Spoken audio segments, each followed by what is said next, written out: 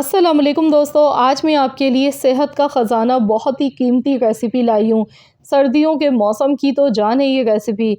सर्दियों के मौसम में क्योंकि थोड़े से दिन के लिए ही हरा लहसुन हमें मिलता है दिखने को, तो क्यों ना इससे फ़ायदे उठाए जाएँ ढेर सारे। जैसा कि आप सभी जानते हैं कि हरा लहसुन हमारी सेहत के लिए कितना ज़्यादा फ़ायदेमंद होता है। ये हमें दिल की बीमारियों से बचाता है, कोलेस्ट्रॉल को हमारे घटाता है, खून को पतला करता है, बड़ी-बड़ी बीमारियों से हमें बचाता है, बहुत ज़्यादा फ़ायदेमंद होता है। तो आज हम हरा लहसुन इस्तेमाल करते हुए इससे बनाएँगे एक बड़ी ही मज़ेदार सी चटनी। तो इसके लिए मैंने 1 पाव हरा लहसुन लिया है। ये आपको सब्ज़ी वालों की शॉप पर इसी तरह दिखने को मिलेगा।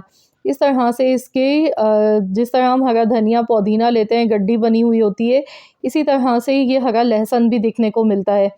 तो ये ऊपर जो इसके ये बाल हैं ना इस तरह के धागे, तो हम इन्हें काटेंगे। तो सबसे पहले हम इसकी कटिंग करेंगे, लेकिन काटने से पहले एक चीज़ का आपने ध्यान रखना है कि आपने पहले इसे अच्छी तरह से गड्डी खोलने के बाद आपने इसे वॉश करना है।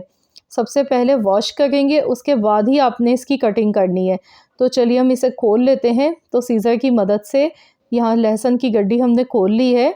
तो अब हमने क्या करना है कि लहसुन के ऊपर जो ये इस तरह से बड़े-बड़े से आपको धागे से बाल दिखने को मिल रहे हैं ना, इन्हें हम हटा लेंगे। तो यहाँ मैं इसको पहले रिमूव कर लेती हूँ, ऊपर से इस तरह से हम इसकी कटिंग कर लेंगे और इसके बाद मैं इसे काट लूँगी। तो यहाँ पर आप देख सकते हैं मैंने इसे वॉश करने के बाद काटा है। पहले वॉश किया अच्छी तरह से, उसके बाद कटिंग की ताकि इसके कोई भी न्यूट्रिशन ज़ाया ना हो।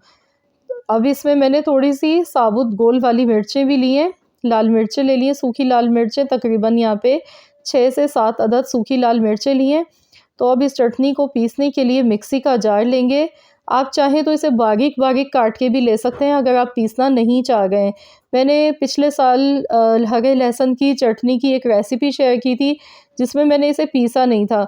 उसका स्टाइल थोड़ा-सा इससे डिफरेंट था, वो भी आप देख लीजिएगा। जो आपको ज़्यादा पसंद आए वही रेसिपी आप ट्राई कर लीजिएगा। ये भी बहुत बेहतरीन बन के तैयार होती है इस तरीके से। तो बस यहाँ पर मैंने थोड़ा-सा हस्बे ज़रूरत इसमें नमक शामिल किया, पानी थोड़ा-सा डाला ताकि मुलायम सी ये चटनी पिस के तैयार हो जाए। तो यहाँ पर आप देख सकते हैं मैंने पीस लिया है। तो चलिए अब इसे बनाना शुरू करते हैं। इसके लिए कढ़ाई में सबसे पहले ऑयल लेंगे, तकरीबन 2 टेबल स्पून के करीब आपने ऑयल लेना है। ऑयल बहुत थोड़ा-सा मैंने लिया है।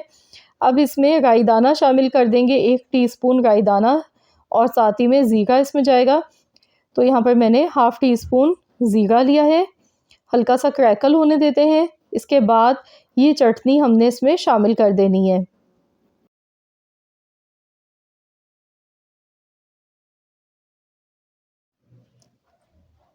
तो अच्छी तरह से पूरी चटनी हमने इसमें डाल दी है। अब इसे मिक्स करेंगे।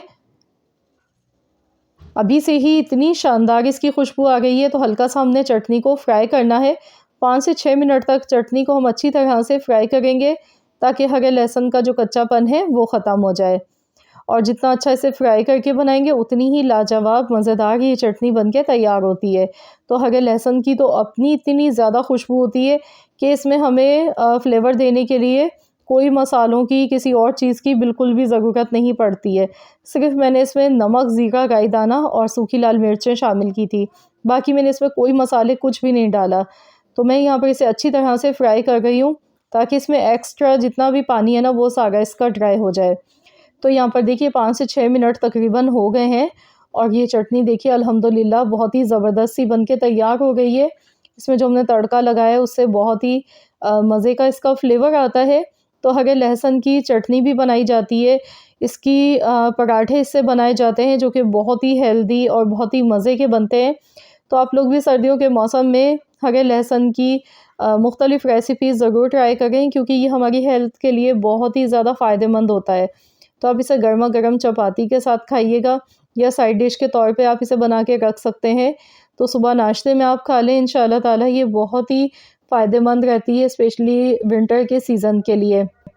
रेसिपी अगर आपको मेरी पसंद आई है तो वीडियो को लाइक कर दें, शेयर कर दें। चैनल पर अगर आप मेरे नए हैं चैनल को भी ज़रूर सब्सक्राइब कर लीजिएगा। मिलते हैं इंशाअल्लाह ताला एक और नई रेसिपी के साथ। तो जब तक के लिए अल्लाह हाफ़िज़।